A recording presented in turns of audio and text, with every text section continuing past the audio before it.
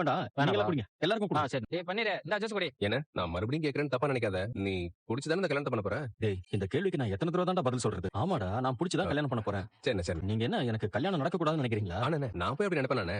அப்புறம் என்ன? நீ உனக்காக ஒரு சாக்லேட் கூட வாங்கிக்க மாட்டேன். அதுவும் உன் கல்யாண விஷயம் வந்துட்டா இப்ப வேணா அப்புறம் பாத்துக்கலாம்னு இழுத்துட்டே போவ. திடீர்னு நீயே புரோக்கரை பார்த்து நீயே பொண்ணையும் பார்த்து பேசி முடிச்சிட்டியா? அதான் கேட்டேன். ஆனா நீ இப்படி எல்லாம் பண்ற ஆள் கிடையாது. எங்கேயோ லைட்டா இடிக்குது. அதான் கேட்டேன். அதெல்லாம் ஒண்ணும் இல்லடா. நாம குலதெய்வ கோயில் போயிட்டு வந்தோம்ல, அதான் எல்லாம் சரியா நடக்குது. நம்ம ஐயனார் எல்லாத்தையும் பாத்துப்பாரு. ஆமா, ஐயனார் பாத்துப்பாரு. சரி, நீ அவங்க கிட்ட பேச ஆரம்பிச்சிட்டியா? அன்னைக்கு பார்த்தோம்லடா, அப்ப பேசினதுதான். அதுக்கப்புறம் நீ பேசவே இல்ல நீ? இல்லடா. என்னண்ணே இப்படி இருக்க? முதல்ல பேசி பழகுன. அப்பதானே ஒருத்தர் புரிஞ்சுக்க முடியும், லவ் பண்ண முடியும். லவ் பண்ணி கல்யாணம் பண்ணாதானே வாழ்க்கை நல்லா இருக்கும். என்ன பையா எக்ஸ்பீரியன்ஸா?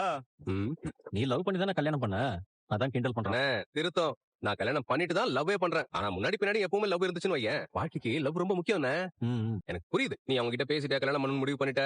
எங்களுக்கு அதுல எந்த பிரச்சனையும் இல்லைன்னு வச்சுக்கோயேன். ஆனா தம்பியா சில அட்வைஸ் சொல்ல வேண்டியது என் கடமை. இல்ல, நீ கல்யாணத்துக்கு முன்னாடி அவங்க கிட்ட நிறைய பேசணும்னு, அடிக்கடி மீட் பண்ணணும். அவங்களுக்கு என்ன பிடிக்கும் பிடிக்காது, உனக்கு என்ன பிடிக்கும் பிடிக்காது, இப்படி எல்லாம் பேசி தெரிஞ்சுக்கணும். பேசலாம். அண்ணா, நீ சொல்றத பார்த்தா ஆல்ரெடி பேச ஆரம்பிச்சிட்டு போலயே. டேய், நீ வேற, அந்த பொண்ணு நம்பரே என்கிட்ட இல்லடா. எது? பொண்ணு நம்பர் இன்னும் வாங்கலையா? அப்புறம் எப்படி நான் வர சொல்லி மீட் பண்ண? அது புரோக்கர் ஏற்பாடு பண்ணதுடா. சொன்ன இடத்துக்கு சொன்ன நேரத்துக்கு போனேன். அங்க அந்த பொண்ணு வந்துச்சு. அப்படியே பேசிட்டு வந்துட்டேன். சரி, அங்க வச்சு கூட நீ நம்பர் வாங்கலையா? தோணலடா. ஐயோ, என்னன்னா நீ இப்படி இருக்க? அது சரி, உனக்காக நீ இந்த அளவுக்கு யோசிச்சதே பெரிய விஷயம் தான். இப்போ உங்ககிட்ட அவங்க நம்பர் இல்ல, அப்படிதானே? டேய், என் போன்ல என்னடா பண்ற? யாருக்கு போன் அடிக்கிற? புரோக்கருக்கு தான். அவங்க நம்பர் வாங்க வேண்டாம். டேய், அதெல்லாம் வேண்டாம், சும்மா இரு. அண்ணா, கொஞ்சம் சும்மா இருண்ணே.